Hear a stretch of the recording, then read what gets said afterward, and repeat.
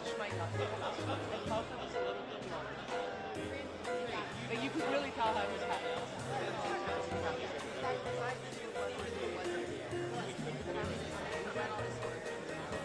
was kind of like seminarians though. I was like, oh. I was like, okay, that was borderline. It's also the moment, so. I mean, but it's the moment, so.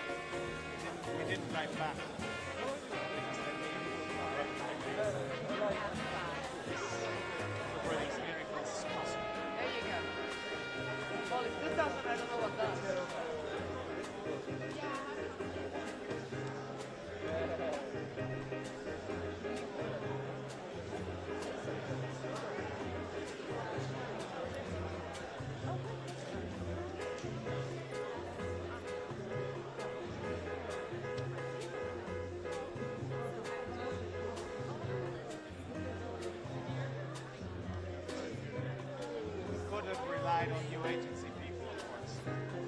They're not. Our Wi-Fi is You're looking younger on this. No, I'm not.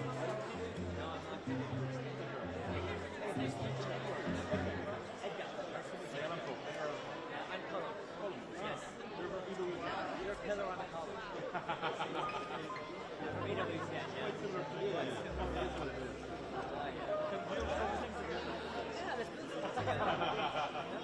We are. How you doing?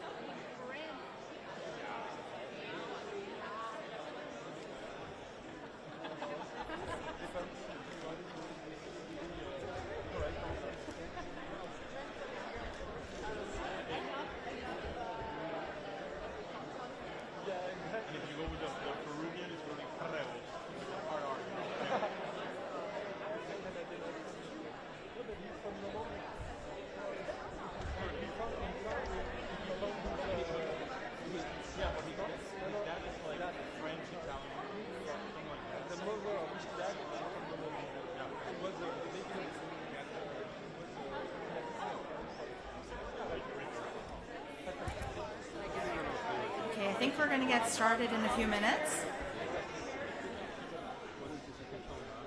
Good afternoon, everyone. We're going to get started in a few minutes. We're going to bring the cardinals out. Thanks for being here. Wow, this is a full house.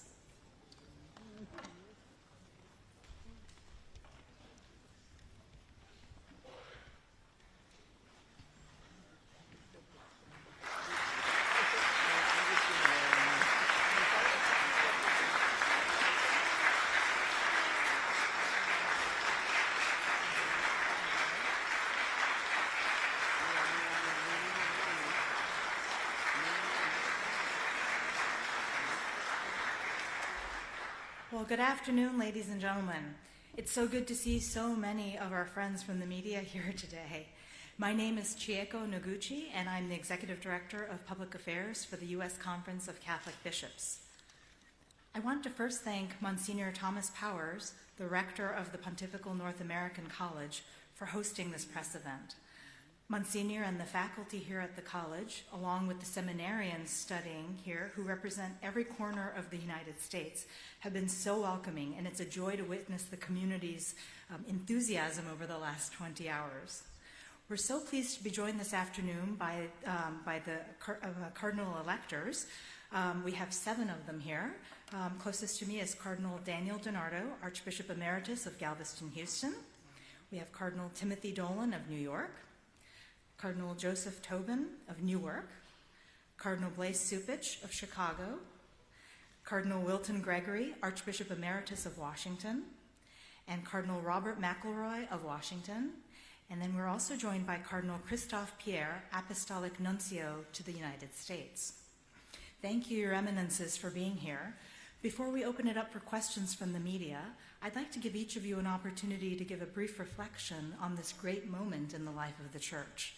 What does it mean to you that we have an American Pope? Thank you very much.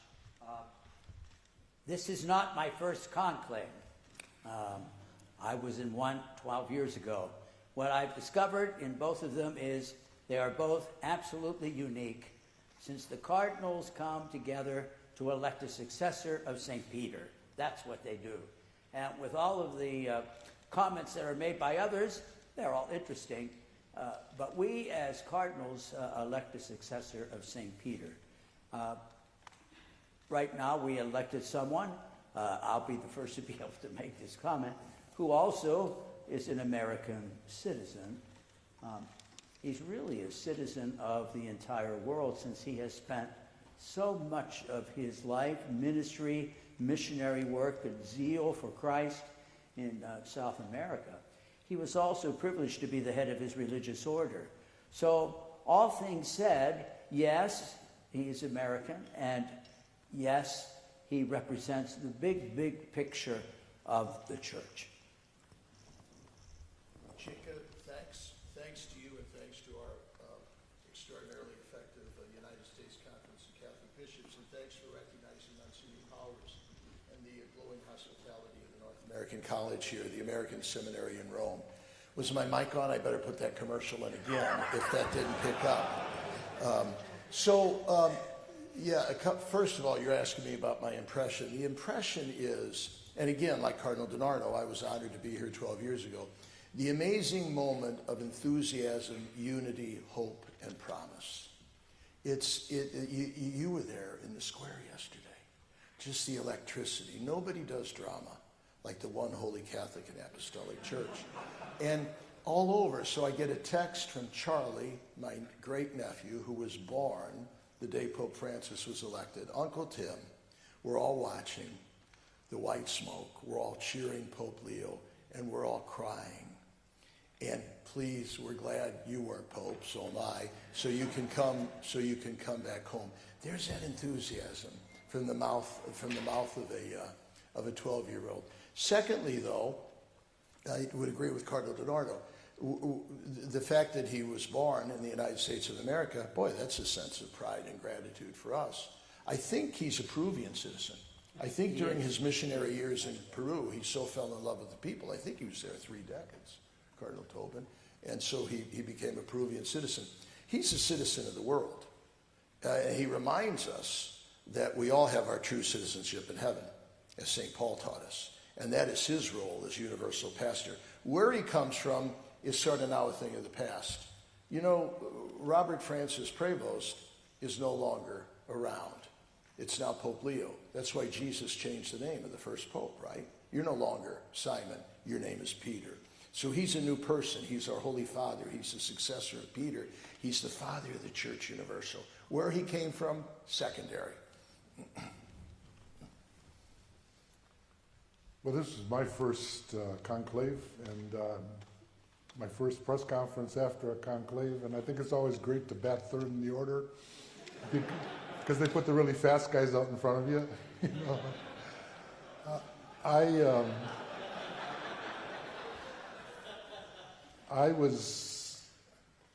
So I had a moment to prepare, and I guess my first experience of the conclave was its starkness. You know, it's a meeting that's a lot more than a meeting that's coming. It happens after a period of mourning, which I don't think is really finished yet, but you know, a period of mourning and things that were part of our lives.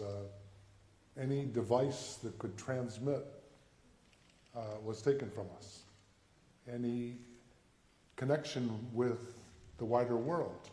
Now we had that for a few weeks when we listened to each other talk about what each cardinal present, and not only the voting cardinals, but any cardinal that could still get into the meeting room, talked about for the weeks before the conclave.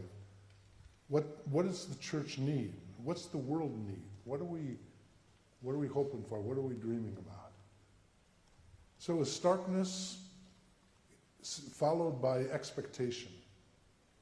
Now we know something's going to happen eventually, and in some ways the voting is like watching a glacier move, but sometimes glaciers under stress move a lot faster.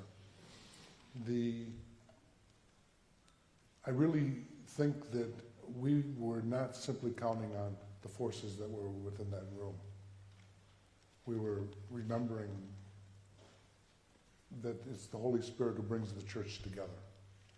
And it's the Holy Spirit who makes reconciliation possible. And it's the Holy Spirit who calls forth and indicates. And so we just needed to be sensitive to that. And then I saw that kind of reflected in the former Cardinal Bob Prevost, who I've known for about 30 years. Worked with him. After one of the ballots, you know, you carry your ballot to the front of the hall, you deposit it, and just say a few words in Latin to say, I'm standing before God, and Michelangelo reminds you of our ultimate destiny. And as best as I can say, this is the one that I think is indicated. Then I walked back and I took a look at Bob, and because his name had been floating around. And he had his head in his hands. And I was praying for him because I couldn't imagine what happens to a human being when you're facing something like that. And then when he accepted it, it was like he was made for it. He just, all of whatever anguish was resolved by the feeling that I think that this wasn't simply his saying yes to a proposal, but God had made something clear and he agreed with it. So it was kind of an interesting few days. Well, I'm batting cleanup, and I hope this is my first conclave, and I hope my last. So, viva el Papa. But one of the things that I come away with is, just imagine, we were over 130 people with different languages, cultures, backgrounds, from more than 70 countries. And within 24 hours, we were able to come to unity in making a decision. I hope that's a signal to the world that we can reach across our differences in culture, language, country, nationality, and work together to solve the problems that are there, that we have the opportunity to reconcile and have peace. And I think it's instructive that Pope Leo began his message to people in the square by offering them the peace of Christ. So I saw this as really a spiritual experience of not only going through the motions of praying for the Holy Spirit, singing the Veni Creator, but actually having an experience of how we were able to treat each other with great respect, to listen to each other during the congregations beforehand. And then when it came time for voting, things seemed to just gel and go in a direction that set us on a path of unity. And that's what I really come away with from this experience. If only the rest of us in our lives and in the world could have that mad dash to unity that we seem to have in the conclave.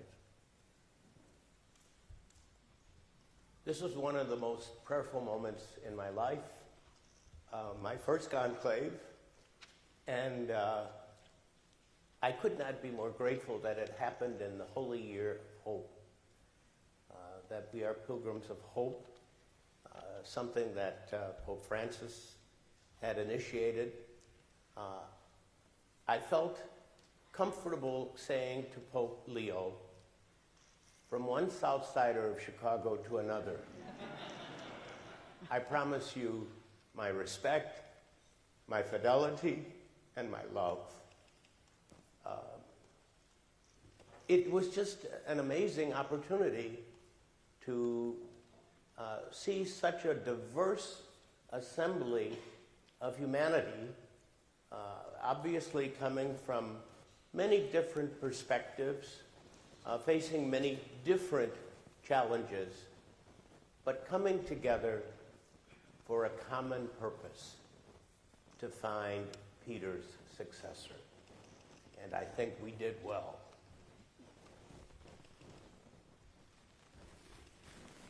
As one who is very American in habits, tastes, and attitudes, I always thought it would be impossible to have an American pope in my lifetime.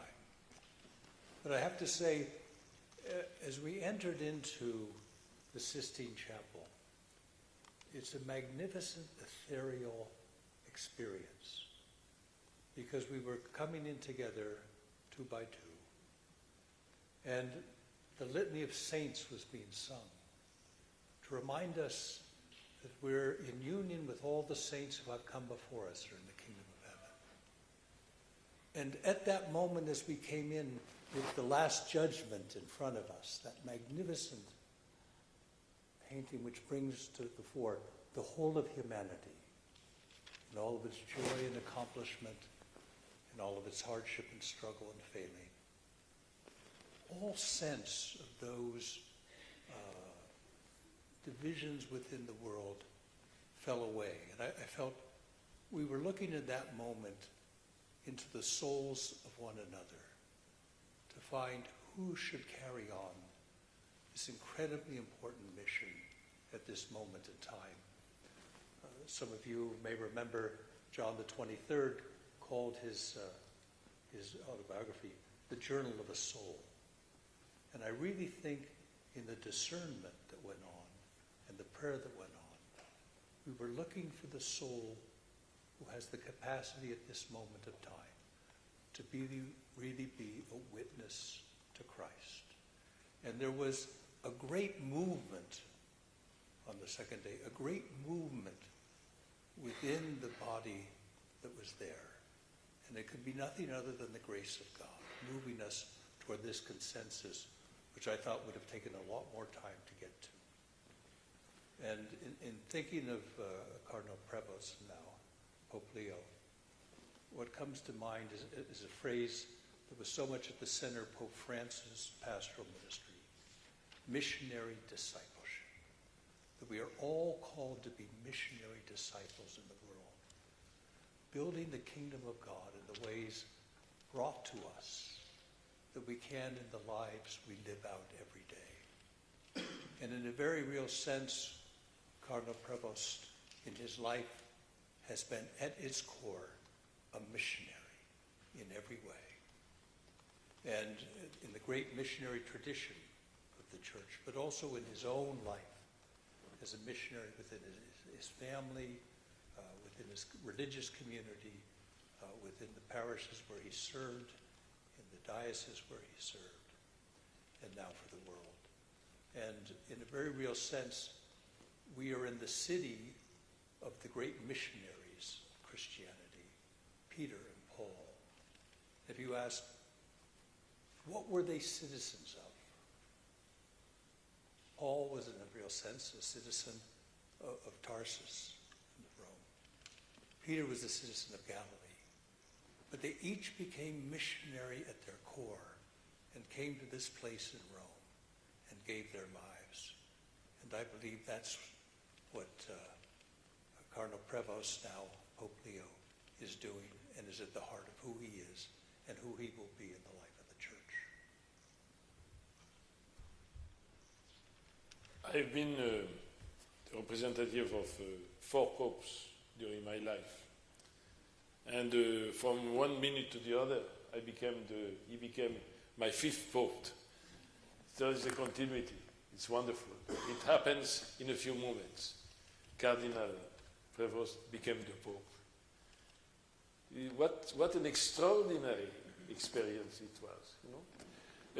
You know, there is a famous sentence from a French poet, Paschal Péguy, and he said, tout commence en mystique et tout finit en politique.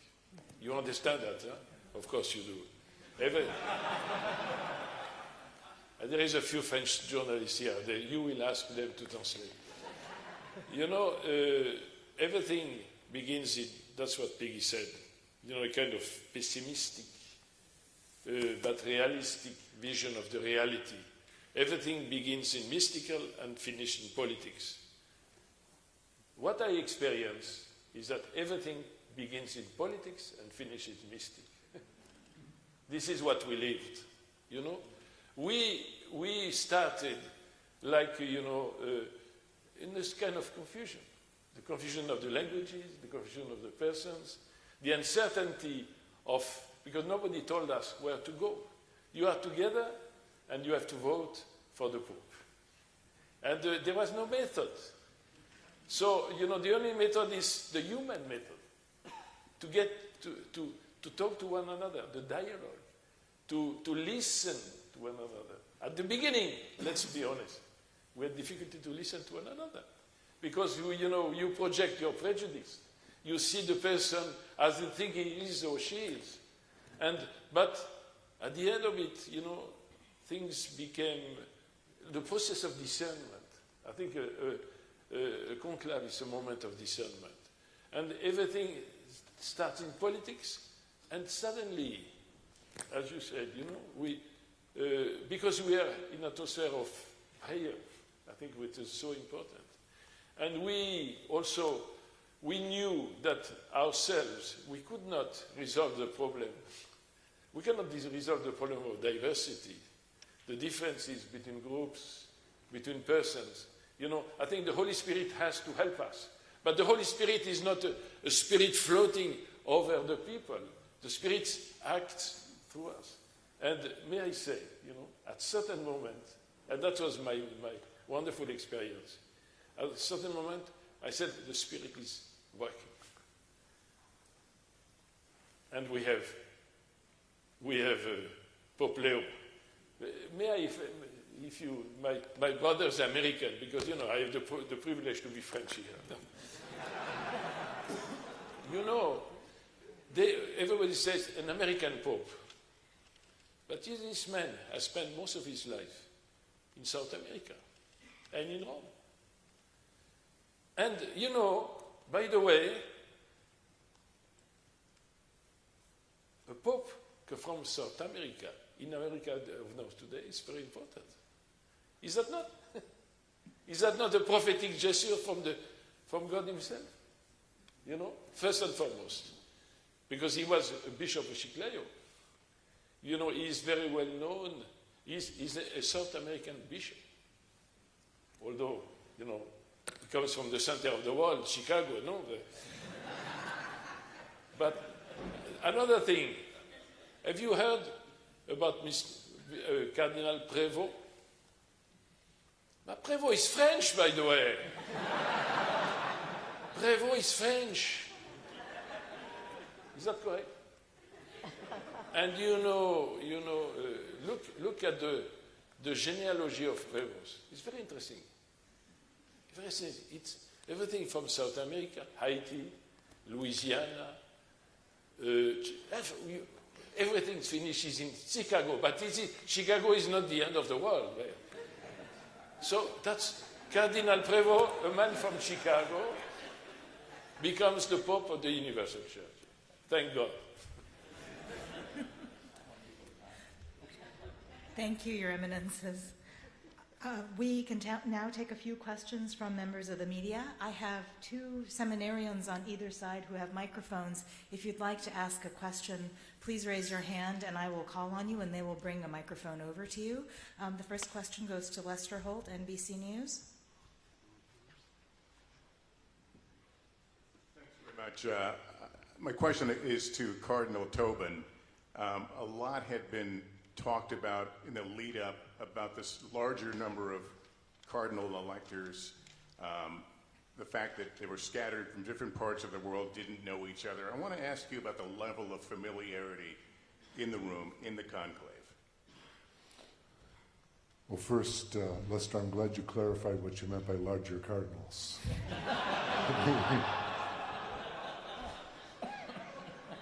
I think if the conclave was limited simply to the conclave, then it would have been an even greater struggle. However, there were these 2 weeks following the funeral of Pope Francis where there was a daily and intentional getting to know you, and we listened to each other for the better part of that time. And it wasn't the first time that a lot of the cardinals had met. Those who were in the synod in 23 and 24 not only knew, but they also had heard each other talk about what we thought was important. So I think the experience of the Spirit isn't a magical thing. We have to work at it, but sometimes it brings your life experience. It brings you to the edge of a cliff, and you say, "How can I get across?" And in listening to others, you say, "Oh my gosh, there it is. There it is. That's the way to go." So I think we had time that was not restricted to just a few days this week. Okay. The next question goes to Terry Moran.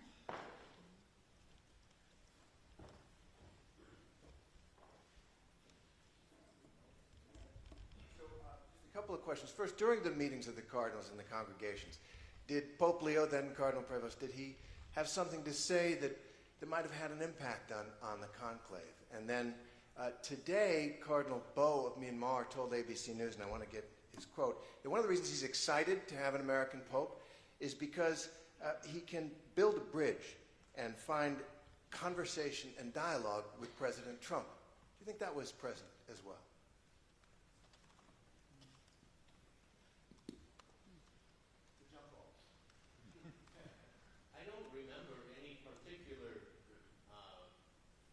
Intervention that then Cardinal Prevost offered to the general congregation. But I do believe he engaged quite effectively in the smaller group conversations. As you can imagine, there are obviously, there were many other cardinals who were not voters, our senior brothers, who are also participants in the congregations, but a lot of dialogue occurred at mealtime, coffee break, those moments when you can engage one another in smaller groups. I did not, well, I did on one occasion talk to Cardinal Prevost, and we talked about Chicago, of course. But it wasn't that he got up and made this overwhelmingly convincing speech that just wowed the body.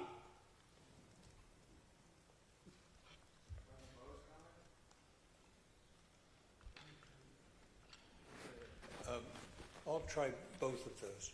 One is that Cardinal Prevost's talk during the general sessions, I think what was important was not particularly the substance of what he said, but the manner with which he spoke.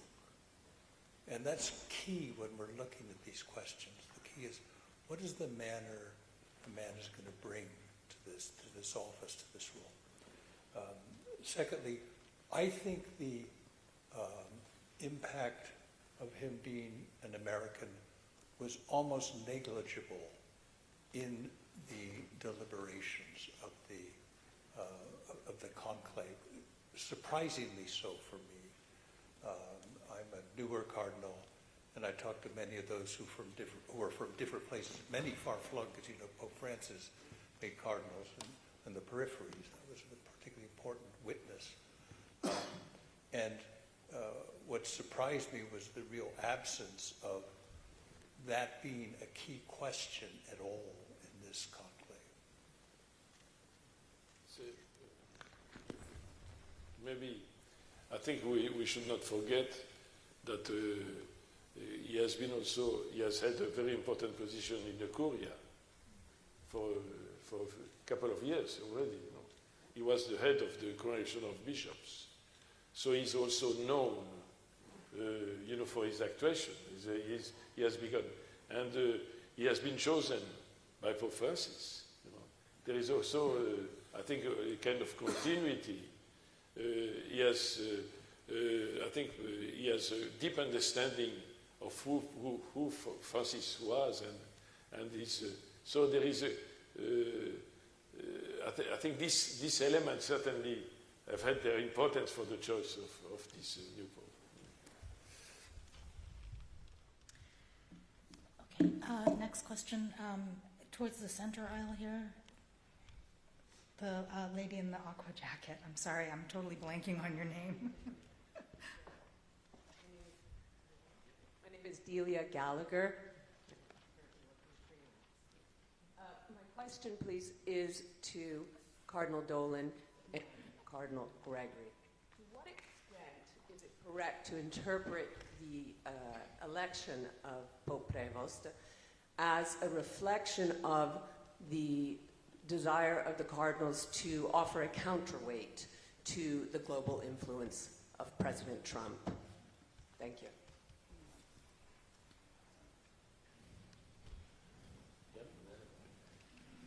I would back up what Cardinal McElroy said. I don't think the fact that Cardinal Prevost was from the United States had much weight. I like the comment of the gentleman who just spoke.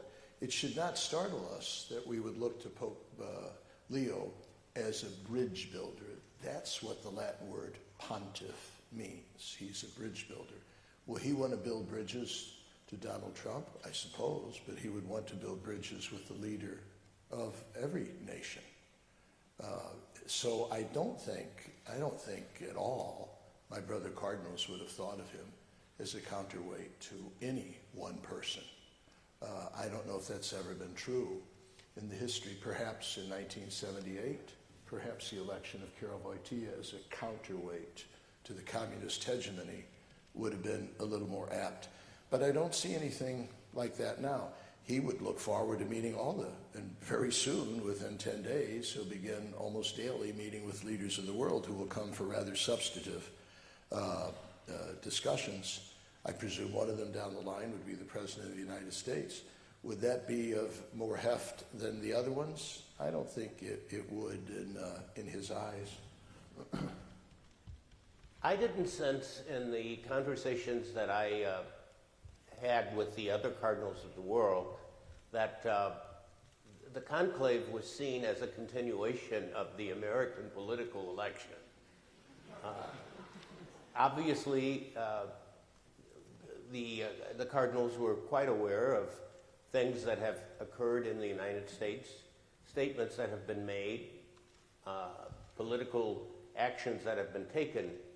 But what the cardinals were concerned about primarily, at least from my conversations with them, was who among us can bring us together? Who among us can strengthen the faith and bring the faith to places where it has grown weak, bring the faith to places where there seems to be less enthusiasm or appreciation of the common things that draw us together. So it wasn't an election conclave, it was a desire to strengthen the Christian faith among God's people. Okay. Next question goes to Maurice Dubon.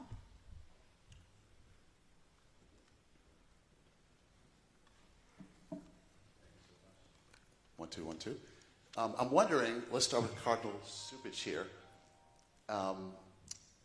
What do you think the impact of this papacy will be on Catholics in America, on the church in America? I don't know if you saw the spontaneous reaction yesterday. People were chanting USA, USA in St. Peter's Square. And at the same time, some others have said, baby, pump the brakes here. This is the least American of all the cardinals. Where do you think this papacy is going to lead Catholics in America? I believe that he will have a special platform given his experience of living in the United States, but also living in another country, a missionary country like Peru, but also here in Rome, to have Catholics take a second look at the teachings of the church that have to do with the social gospel. Picking the name Leo is indicative, I think, of the direction he wants to take. The great reformer, he was the first modern pope that we've had after Pius IX, who wrote stirringly about the rights of workers, of immigrants, of those who were living at the margins of society. So I think it will give him a platform to reintroduce Rerum Novarum, the works of the church since Rerum Novarum and Leo XIII. And I think he will be able to put it in language that's comprehensible and also challenging to Catholics in the United States. So that's what I'm looking for. I think that's the promise that we saw yesterday on the balcony, and also the promise in the name that he chose. I agree with Cardinal Cupich that what is happening with the election of Pope Leo is this man is aware historically of where we all are.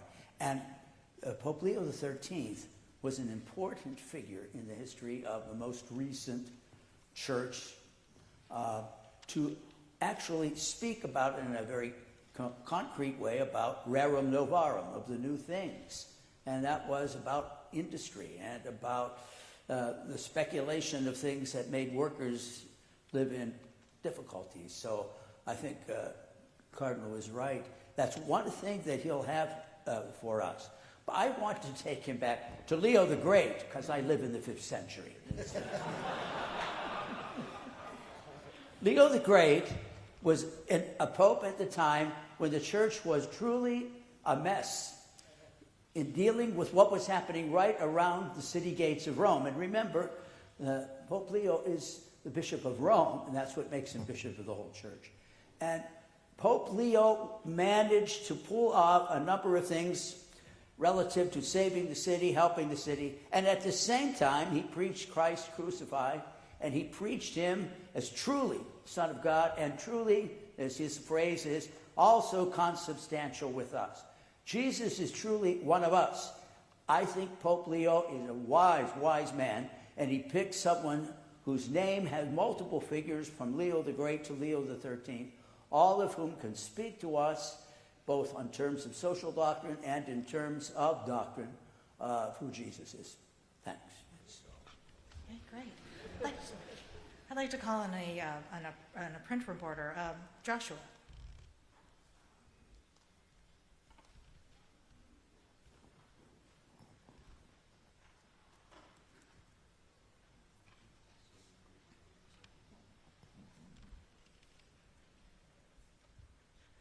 I'm Joshua Mackel with Reuters. Thank you so much. Something I think many of you saw, or we all saw in Pope Francis, was that he was a very free man. He kind of knew who he was, and he spoke very plainly and very openly, I think sometimes in ways that might have caused you all some trouble. And I wonder how you see, well, Pope Francis spoke very freely also about the situation in the U.S. church and in U.S. politics. He addressed President Trump pretty directly. He called the plan to deport millions of migrants a disgrace. I'm wondering if you think Pope Leo is the same kind of free man, if he might speak in those kinds of terms about what he sees as problems with the U.S. political system. And do you hope or want that President Trump might come for the inauguration of the Petrine ministry here in Rome?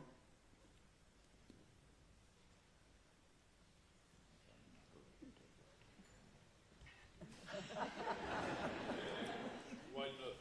Why not?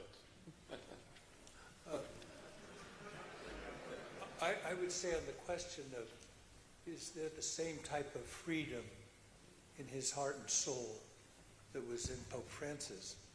I believe yes. But that's different from asking, is he going to express that freedom in the same exact manner or the same pathways and contours that Pope Francis did? It was said many times in the general sessions leading up to the conclave, and I think I could say this much without giving anything away. We're looking for someone following the pathway of Francis, but we're not looking for a photocopy.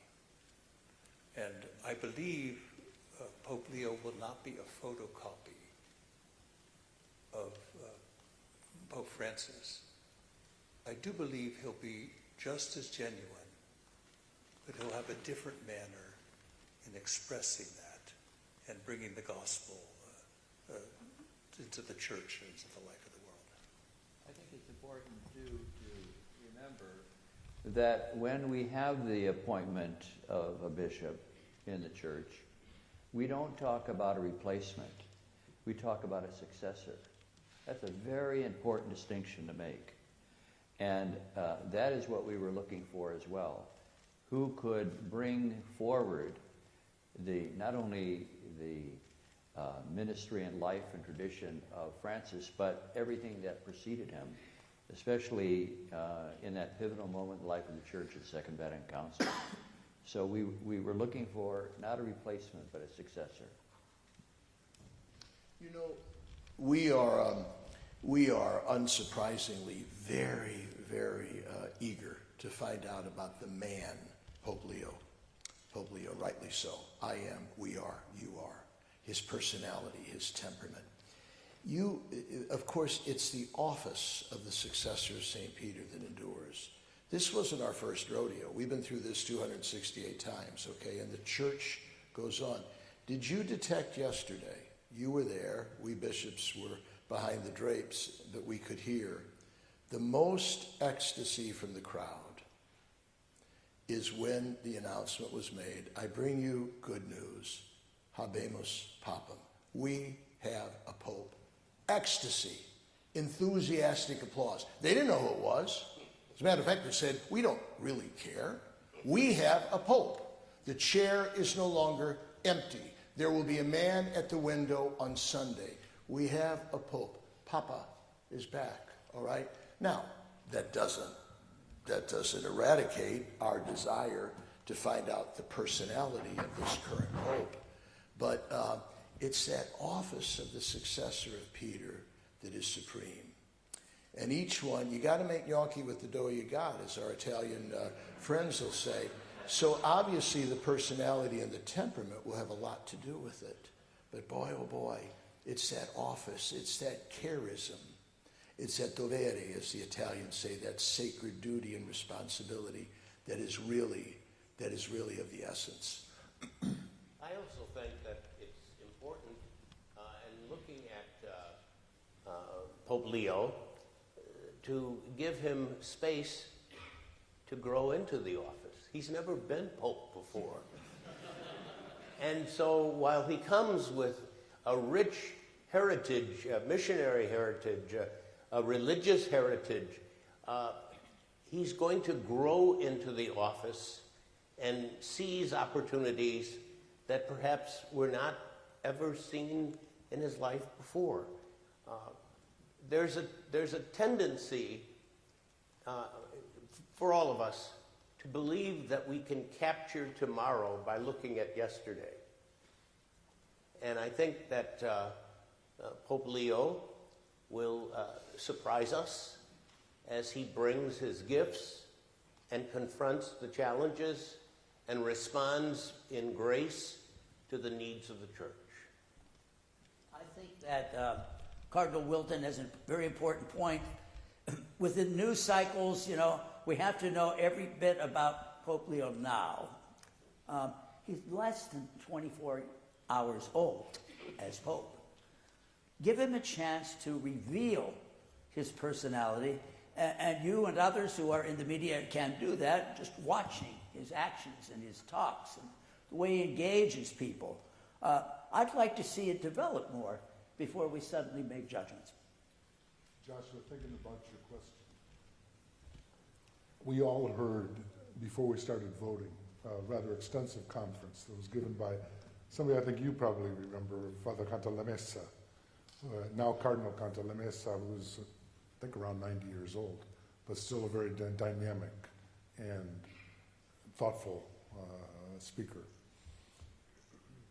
And he, towards the end of his conference, he gave advice that all of us heard, just in case. Advice to the one who's going to be elected. And he said, be yourself. Now, lest that seem to be just simply a life as a selfie attitude, I heard it in terms of a novel that really fascinated me at different times in my life, called Till We Have Faces by C.S. Lewis. And in it, this wise teacher is tutoring two princesses, this tribe. And one was very bright, very rational, is questioning about the gods, because it's set in pre-Christian Greece, or Macedonia, really.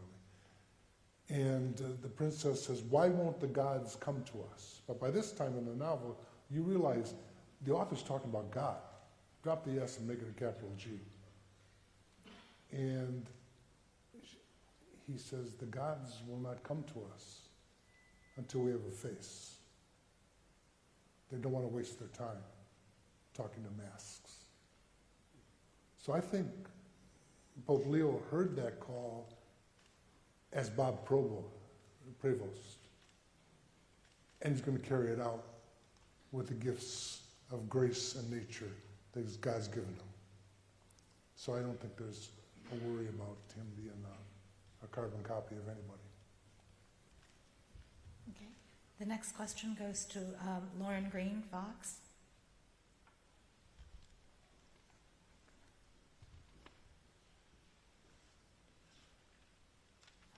One of the things that's very apparent about Pope Leo XIV is that he seems to be a combination of Pope Francis and Pope Benedict, like the missionary aspect of Pope Francis, but sort of the mind, the theological mind of Pope Benedict because of his doctorate in canon law. Is this what attracted you to him, besides his manner, but just the resume? Lauren, I think you're onto something. I'm glad I'm sitting next to Cardinal DiNardo. You see, Robert Francis Prevost is an Augustinian. Augustine is the representative of perhaps the most towering intellect in Western civilization. In philosophy and theology, you don't have to go to a Catholic or Christian university to study Augustine. He's studied by everybody. And so that could be the rock of an intellect that would remind us a bit more of Pope Benedict, right? But yet, right, he's filled with that missionary zeal and fervor that the cerebral life is fine, but unless it sinks to the heart, takes over the soul, and can be expressed credibly and in a compelling, colorful way through the mouth, it ain't going to accomplish much. And so, yes, that might be the combination there of with Pope Francis. Way to go.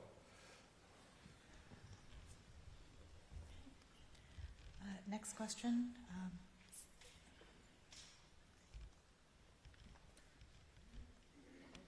Hi, Mary Calvi. I have a question for Cardinal Dolan and Cardinal Tobin.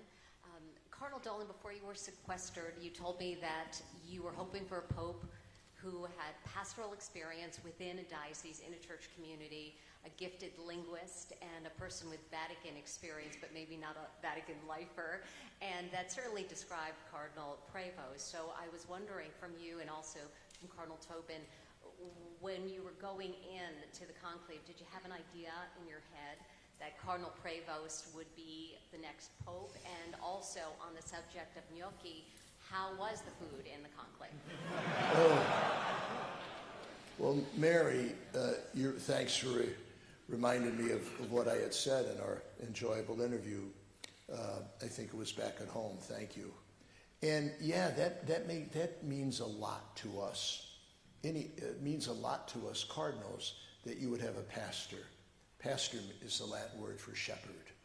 Jesus, this Sunday, we're going to celebrate Good Shepherd Sunday when Jesus says, I'm the Good Shepherd. We look for somebody who's a good shepherd, a good pastor. And that usually is translated into that part of his curriculum vitae would be extensive pastoral experience. Lord knows Pope Francis had it. And Lord knows Pope Leo XIV has had it. That usually means parish or diocese, although a good priest and a good bishop is a good shepherd wherever he is assigned, okay? Cardinal Pierre has spent most of his life in the diplomatic service of the Holy See, maybe not in a parish or diocese, but he's still a good shepherd. But we would look to that, Mary, very, very much. The food, let's just say it was a good impetus to get this over with. All right?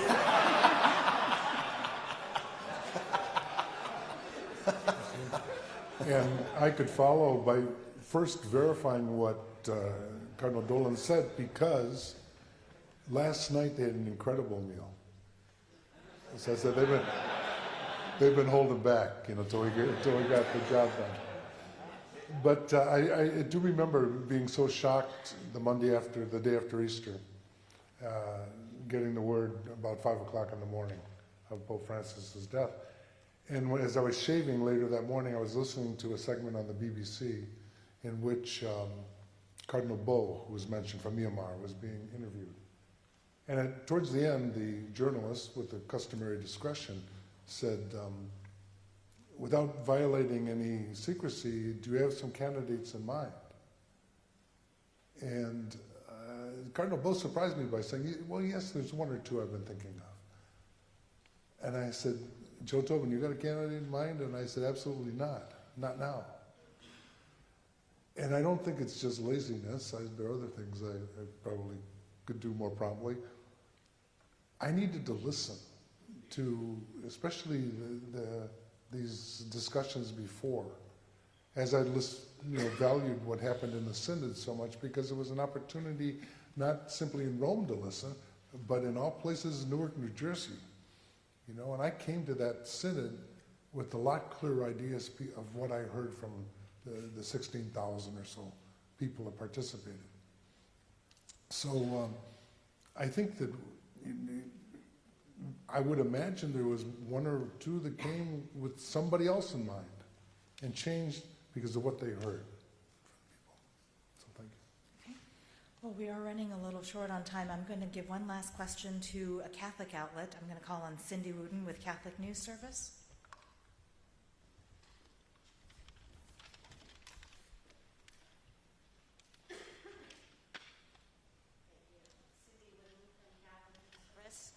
I was wondering, particularly Cardinal Tobin, you were superior of the Redemptorists when Pope Leo was superior of the Augustinians, I think. And so you were in Rome at the same time together. And then you were in the Curia, and he was, I think, in his order and then bishop. And now you serve on the dicastery for bishops that he was the head of. How would you describe the way he works and administers and kind of runs things? What have you noticed about his personality, how he handles difficult challenges, difficult personalities? Well, there's a lot of questions there, Cindy. Let me take a couple of them. Yes, we did work together on a number of projects, and we had similar experiences in the sense that as Superior General, you live about half of the year in this city, and then half of the year in other places. And I think that has to have an effect on you. It's much like in the United States. If you're privileged to work in another culture other than the one you were raised in, you have to change. I remember a Spanish priest at a meeting in Brooklyn, of all places. It was a conference on the particular forms of worship that Latin Americans feel most at home. And at lunch he said, "I feel sorry for you." And so I'm bracing myself, for whatever he feels sorry about. I said, "Why?" He said, "Because you're working with these people and you're not one of them." I said, "But I feel like I'm one of them, and I really find life doing what I do." He said, yeah. He said, "But it's like taking a pine tree out of the northern forest and planting it on the beach in Puerto Rico. The pine tree can grow, but it has to change." And so, it's not like a schizophrenic split personality, but it's more like a broadening experience. And I think Pope Leo has had that, And so he's learned to think different ways. He's learned not only languages. Language is just one cultural indicator. In fact, there's some other things that are even more important. And that's going to serve him well. And yes, he's navigated the corridors around in Rome, and that'll serve him well. I don't think he's one that likes to pick fights with people, but he is not one to back down if the cause is just. And I guess the last thing I'd say about Bob is that he really is a listener, and then he acts once he's heard. So he has a lot of courage, and I just thanked him yesterday when it was my turn for saying yes to such an awesome responsibility. Okay, thank you very much, Your Eminences, and thank you, ladies and gentlemen of the media, for your participation today, and thank you, Monsignor Powers and the Pontifical North American College for hosting us today. Have a good evening, everyone.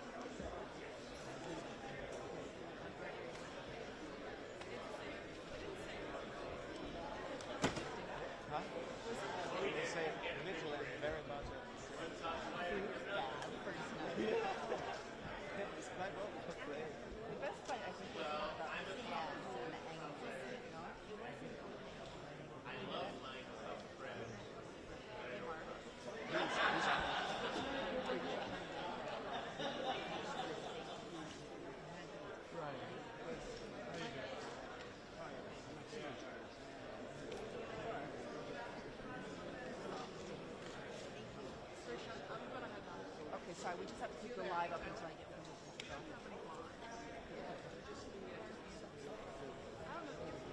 Okay.